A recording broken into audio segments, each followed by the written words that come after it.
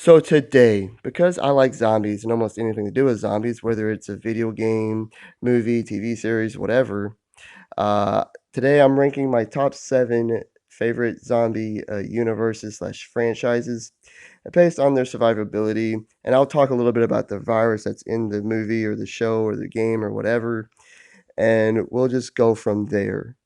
So, anyways, with that being said, let's just get right on into it. And number 7 is The Walking Dead. After 10 plus years of the original show, plus another show and several games based around it, and we still have no clue what the virus is or how it started in The Walking Dead. We do know, however, that everyone has it. When you die, you will become a walker, unless it was a blow to the brain. But if bitten, the effects aren't immediate, but eventually they will gain this incredibly high temperature that will eventually kill them as their organs stop functioning. Once dead, their brainstem will come back to life. According to the scientists at the CDC, it could take the virus several minutes or several hours to reanimate someone. Once turned, the walker has no emotion or conscious and its memories from before are lost forever. They're completely invulnerable except to brain trauma, and they're only driven by the need to eat living things like us and animals, and they're also highly attracted to loud sounds. But despite all of that, yeah, I'm positive we could survive this apocalypse. Positive. The walkers are slow, they stumble under their own feet, they have no coordination, and they're not any stronger than you or me. I'm positive we can. I'm surprised that it took over the Walking Dead universe like that. Yeah, we can survive it. Number 6 is The Last of Us. The cordyceps brain infection, or the CBI, is a parasitic fungal infection that devastated mankind. Once infected, the host goes through 4 stages. First stage begins within 2 days of infection, where they lose their higher brain functions and their humanity and gain hyper aggressiveness. Stage 2 starts within 2 weeks, where the host starts growing this fungus on their brain and start going blind. Stage 3 starts about a year in, as they are completely blind and have developed echolocation to compensate for it. And in rare cases, if it survives a decade, it will enter the 4th stage, where it will grow these fungus armor plates and gain superhuman strength and durability off of it. There's only one known person to be immune to this virus, and that was the main protagonist, Ellie. After just a few months, 60% of Earth's population had been lost due to this virus. But I think overall we could survive it because after 20 years, there was still enough people on Earth left to build several settlements, large settlements, and stuff like that. So that makes me think about how difficult it would be to survive it. So I think we could. Next is Dead Island. The virus that hit the Benoi Islands was known as a kuru, which is a neurological disease. And then in Riptide, it got an upgrade when it was fused with HIV, and it was called pathogen HK. It was stronger and faster acting. Once infected, the virus would incubate for hours or days. Meanwhile, the host would be experiencing indescribable pain while his or her mental capabilities diminished. Also, there are some special infecteds in this game. Showed up due to the host's where the host zombified, like if they're in water or near chemical gases. The drowner, the floater, wrestler, grenader, and the screamer are all special infected.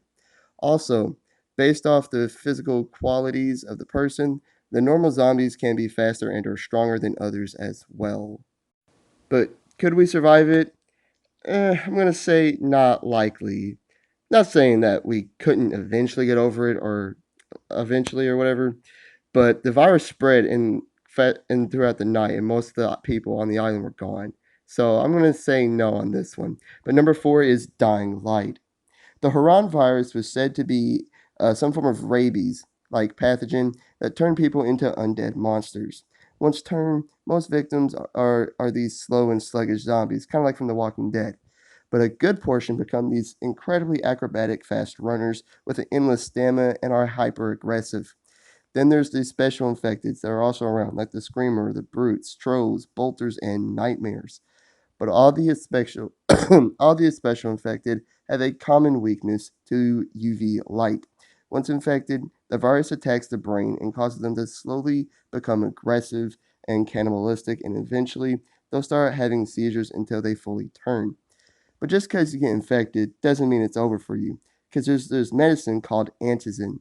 It's a temporary cure and acts as a suppressant for the virus for at least a couple of days.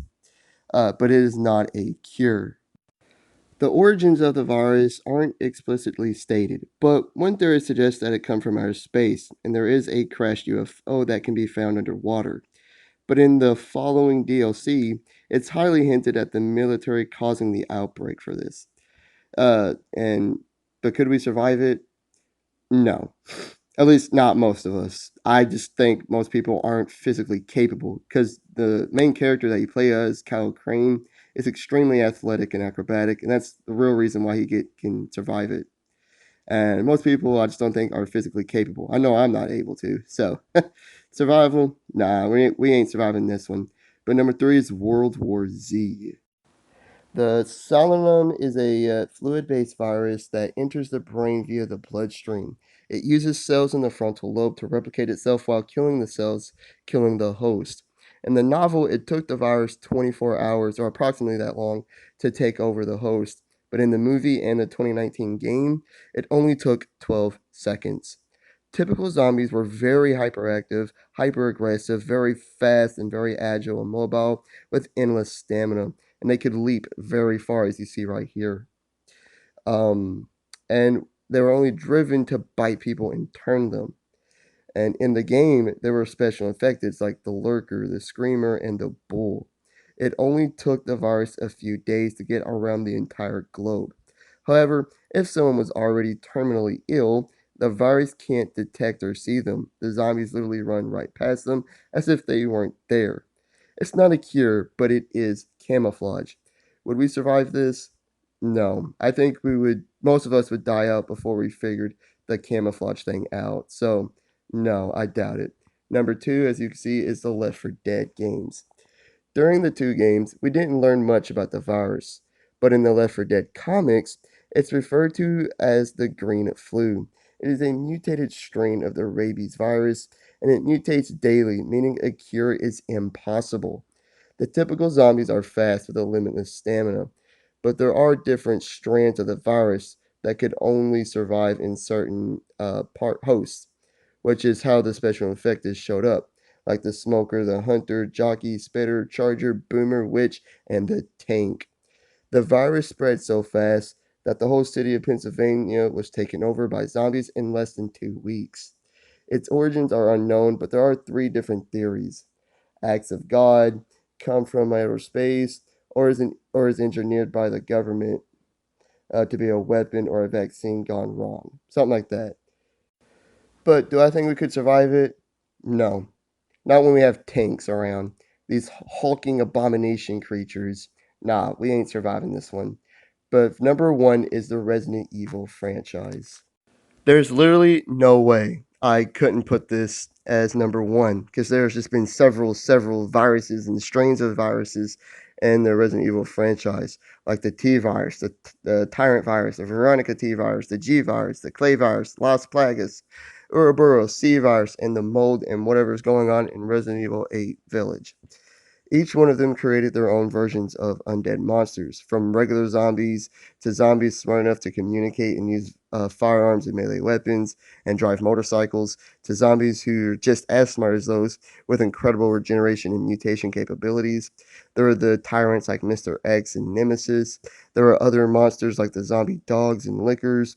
There were several BOWs, bioorganic weapons, that range from similar height to humans to building sized monsters.